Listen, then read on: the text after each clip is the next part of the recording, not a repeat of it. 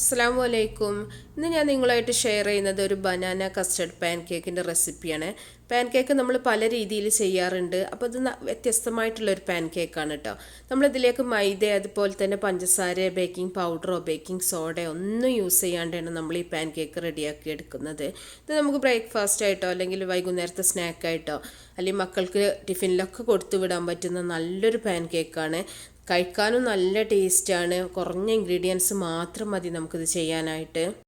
ഈ pan cake റെഡിയാക്കാൻ വേണ്ടിയിട്ട് ഞാനിവിടെ 2 റോബസ്റ്റ പഴം പോലത്തെ പഴം എടുത്തിട്ടുണ്ട്. ഇത് നിങ്ങൾ റോബസ്റ്റയിൽ ചെയ്യുമ്പോൾ കൂടുതൽ ടേസ്റ്റാണ് കേട്ടോ. ഇനി ഇല്ലയെന്നുണ്ടെങ്കിൽ ഏത് ചെറുപഴം വെച്ചിട്ട് വേണമെങ്കിലും നമുക്കിത് ചെയ്യാൻ പറ്റും. നേന്ത്രപ്പഴം ഒഴിച്ചിട്ടിട്ടോ, നേന്ത്രപ്പഴം എടുക്കരുത്. ഇനി ഇത് നമുക്ക് തൊലി കളഞ്ഞിട്ട് ഒന്ന് കഷ്ണങ്ങളാക്കിയിട്ട് ബൗളിലേക്ക് ഇട്ട് കൊടുക്കുക. എന്നിട്ട് ഇത് നമുക്കിതൊന്ന് ഉടച്ചെടുക്കുക. ഒരുപാട് സ്മൂത്ത് പേസ്റ്റ് ആക്കേണ്ട ആവശ്യമൊന്നുമില്ല. അത് നമ്മൾ ലാസ്റ്റ് ഒന്ന് മിക്സിയുടെ ജാറിലിട്ടിട്ടൊന്ന് അടിച്ചെടുക്കുന്നുണ്ട്. അപ്പോൾ അതുകൊണ്ട് തന്നെ ചെറുതായിട്ടൊന്ന് ഉടച്ചെടുത്താൽ മതി. അപ്പോൾ ഈ ഉടച്ച് വെച്ചിട്ടുള്ള പഴത്തിലേക്ക് 2 കോഴിമുട്ടയും കൂടെ ഞാൻ ചേർത്ത് കൊടുത്തിട്ടുണ്ട്. അപ്പോൾ 2 പഴം 2 മുട്ട എന്നുള്ള അളവാണ് കേട്ടോ. അത് വേണമെന്നുണ്ടെങ്കിൽ നിങ്ങൾക്ക് കൂട്ടിക്കൊടുക്കുക അല്ലെങ്കിൽ കുറക്കുക, ഒക്കെ നിങ്ങളുടെ ഇഷ്ടം പോലെ ചെയ്യാം. ഇത് നമുക്കൊന്ന് മിക്സ് ചെയ്യാം. അപ്പം ഞാൻ പറഞ്ഞല്ലോ, മിക്സിങ് ഒരുപാട് ഒന്നും ആവശ്യമില്ല.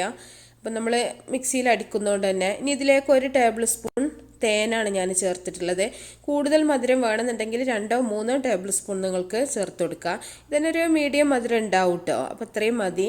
ഇനി കുറച്ച് കസ്റ്റർഡ് പൗഡറാണ്, ഒരു 1/4 കപ്പ് കസ്റ്റർഡ് പൗഡറാണ്. അതും കൂടെ ഒന്ന് ഇതിൽ മിക്സ് ചെയ്തെടുക്കണം. അപ്പോൾ ഞാൻ മിക്സ് ചെയ്യുന്ന ഭാഗം ഒന്ന് റെക്കോർഡ് ആവാതെ പോയിട്ടുണ്ട്, ക്ഷമിക്കണം കേട്ടോ. അപ്പോൾ അത് കൂടെ ഇട്ടിട്ട് നന്നായിട്ടൊന്ന് ഇളക്കി മിക്സ് ചെയ്താൽ മതി. പ്രത്യേകിച്ച് പാലോ വെള്ളമോ ഒന്നും നമ്മളിതിലേക്ക് ചേർക്കണില്ല. ആ ഒരു പാകം കറക്റ്റാണ് കേട്ടോ, ഒരു 1/4 കപ്പ് കസ്റ്റർഡ് പൗഡർ എന്നുള്ളത്. ഇനി ഇതിന് ഞാൻ പറഞ്ഞല്ലോ, അളവ് വേണമെങ്കിൽ നിങ്ങൾക്ക് കൂട്ടിക്കൊടുക്കുകയൊക്കെ ചെയ്യാം. അപ്പോൾ നമുക്ക് ഈ ഒരു പാകമാണ് ഇതിൻ്റെത്. ഇതിലേക്ക് വെള്ളമോ പാലോ ഒന്നും ആഡ് ചെയ്യേണ്ട ആവശ്യമില്ല. അപ്പം ഇത് നമുക്ക് നന്നായിട്ടൊന്ന് മിക്സിയിലിട്ടിട്ട് നന്നായിട്ടൊന്ന് അടിച്ചെടുക്കാം.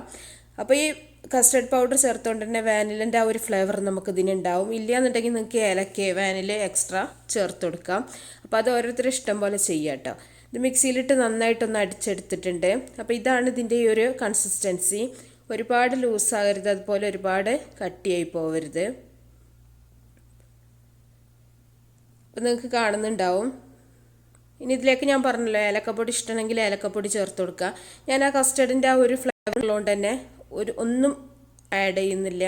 ഇത് നമുക്കൊരു പാന് ചൂടാക്കിയതിന് ശേഷം ഇതുപോലെ ഒഴിച്ചിട്ട് ഓരോന്നായിട്ടൊന്ന് ചുട്ടെടുക്കാം. ഇനി ഇതിൽ ബട്ടറോ ഓയിലോ വേണമെങ്കിൽ നിങ്ങൾക്ക് പാനിൽ തേച്ച് കൊടുക്കട്ടെ. അതൊക്കെ ഓരോരുത്തർ ഇഷ്ടം പോലെ ചെയ്യാം. അപ്പോൾ ചെറിയ ബബിൾസ് വരുന്ന സമയത്ത് നമുക്കിതൊന്ന് തിരിച്ചിട്ട് കൊടുക്കാം. അപ്പോൾ ചെറിയ തീയിൽ വേണം നമ്മളിത് ചെയ്യാനായിട്ട് കേട്ടോ, ഇല്ലെങ്കിൽ പെട്ടെന്ന് തന്നെ കളർ ചേഞ്ച് വരും, കരിഞ്ഞു പോകും പെട്ടെന്ന് തന്നെ. ഇതിലേക്ക് നമ്മൾ ബേക്കിംഗ് പൗഡറിൻ്റെ ബേക്കിംഗ് സോഡ ഒന്നും ആവശ്യമില്ല കേട്ടോ, വളരെ പെട്ടെന്ന് തന്നെ വെന്ത് കിട്ടും. നമ്മൾ പൊടിയൊക്കെ വളരെ കുറച്ചാണ് കസ്റ്റർഡ് പൗഡറൊക്കെ ചേർത്തിട്ടുള്ളത്.